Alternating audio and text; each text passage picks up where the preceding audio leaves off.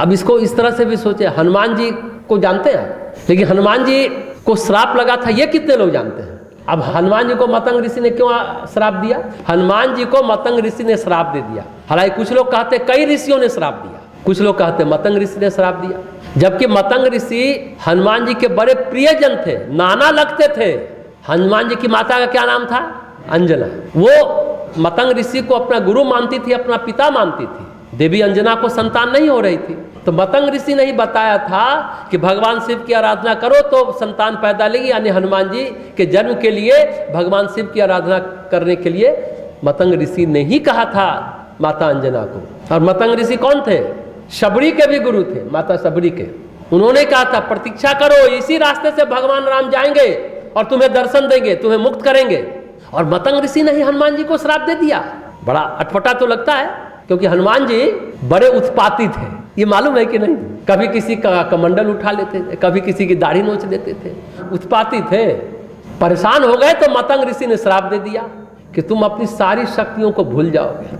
देखिए, भूलने की बात कर रहे हैं, हनुमान जी को तो इसे बहुत सारे वरदान मिले थे, बहुत सारी दिव्य शक्तियां थी, अब तो भूल गए अपनी शक्तियों को, अपने वरदान को। अब विस्मृति कैसे स्मृति में बदली ये पता है? जब पहली बार हनुमान जी राम जी से मिले तब थोड़ी विस्मृति टूटी। पहली बार जब भगवान राम से मिले, जैसे कृष्ण अर्जुन की विस्मृति को तोड़ते हैं, गीता में आपने पढ़ा होगा, बोलते हैं अर्जुन हमारा तुम्हारा बहुत जन्म हो चुका है, इसलिए तुम भूल चुके हो, लेकिन हम नहीं भूले हैं, हमें सब याद है। भगवान कृष्ण ने कहा मुझे उनका ज्ञान है, तुम्हें नहीं है। उसी तरह भगवान राम को हनुमान जी नहीं पहचान पाते हैं, नहीं समझ पाते हैं, क्योंकि ऋषि का श्राप था, विस्मृति थी, चेतना पर धूल पड़ी हुई थी। जबकि भगवान राम हनुमान जी को जानते हैं।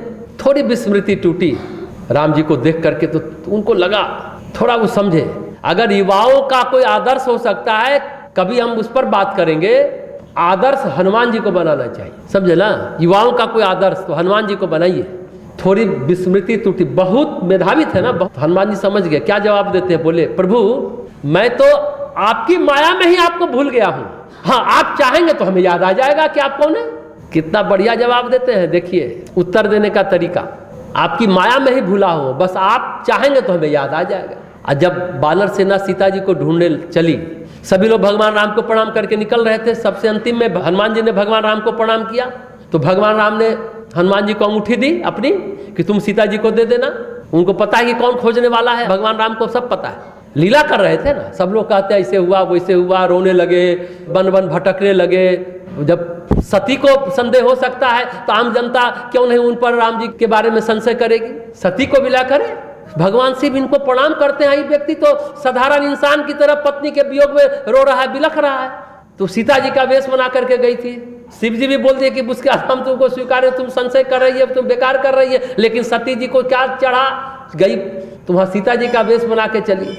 तो भगवान राम देख के बोलते हैं, अरे भगवान शंकर को छोड़ के कहाँ चल दी सती जी? तब सती सीता जी के वेश में शर्मा गई, अब करे तो क्या करे फिर। लेकिन ये आपको मालूम है या नहीं कि सती को फिर भगवान शिव ने अपने बगल में नहीं बिठाया, सामने बिठाया। ये किसी को नहीं मालूम है कि आप पत्नी नहीं, अब शिष्य हो, ज्ञान प्राप्त करो, चर्चा करो, सामने बिठाया, बाजू में नहीं बिठाया।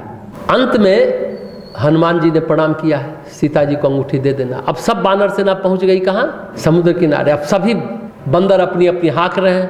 क्या क्या हाँक रहे हैं बंदर लोग? मैं तो 10 योजन पार कर जाऊंगा। कोई बंदर बोला मैं तो 90 योजन पार कर जाऊंगा। कोई कुछ कह रहा है, कोई कुछ कह रहा है। अंगद जी भी कह रहे हैं मैं तो पार कर सकता हूं, लेकिन लौट कर आ पाऊंगा कि नहीं ये नहीं कह पाऊंगा, क्योंकि लंका सामान्य नहीं है, बहुत तंत्र मंत्र है वहां, जाने आने की समस्या नहीं है, वहां बहुत सारे तांत्रिक है। तब हनुमान जी से जामवंत जी कहते हैं तू चुप क्यों है भाई? देखिए अंगूठी मिली है हनुमान जी को, राम जी को मालूम है कि हनुमान जी ही सीता जी को ढूंढ पाएंगे, इसलिए हनुमान जी को भगवान राम ने भी कहा कि तुम सीता जी से कैसे मिलना, कैसे सांत्वना देना, सब समझा दिया अंगूठी देते समय। जब सभी बंदर उछल कूद कर रहे हैं कि मैं ऐसे ढूंढ लाऊंगा, मैं वैसे ढूंढ लाऊंगा, हनुमान जी उस दौड़ में नहीं है, उस कंपटीशन में शामिल नहीं है, उस प्रतियोगिता में चुपचाप बैठे हुए हैं। जब जामवंत जी कहते हैं कि तुम चुप क्यों भाई, तब उनकी पूरी विस्मृति टूटती है। थोड़ी विस्मृति टूटी है राम से प्रथम मिलन में, और पूरी विस्मृति खत्म हो जाती है जामवंत जब उनको उनकी शक्ति का एहसास कराते हैं, वरदान का एहसास कराते हैं। अब देखिए, अब तो पूरे एक्टिव हो गए हनुमान जी। अब क्या कहते हैं हनुमान जी, बताओ क्या करना है? रावण को मार डालूं, त्रिकुट पर्वत जिस पर लंका बसे उसे उखाड़ लाऊं? ये मजेदार प्रसंग है, आप लोगों को पढ़ना चाहिए किष्किंधा कांड रामचरितमानस में। कितना करना है पहले ये बताओ।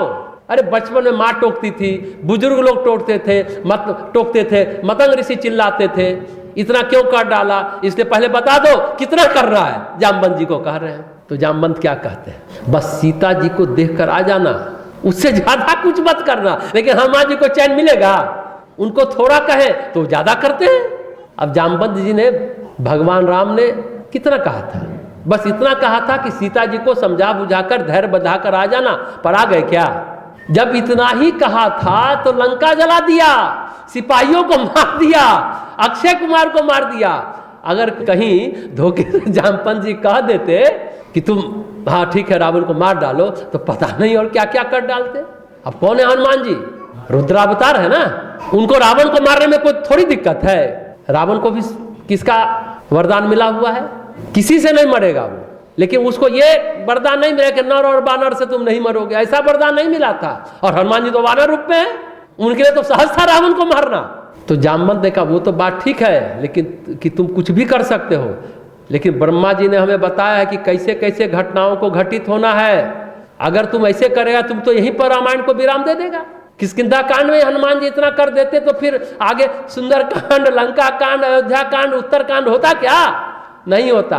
सब यही कर्म कांड हो जाता, रावण का इसी कांड में पिंडदान तर्पण हो जाता। हनुमान जी बड़े अद्भुत है। हनुमान जी की चर्चा करो ना तो बहुत आनंद आता है। हम युवाओं के कार्यक्रम में हनुमान जी की चर्चा जरूर करते हैं।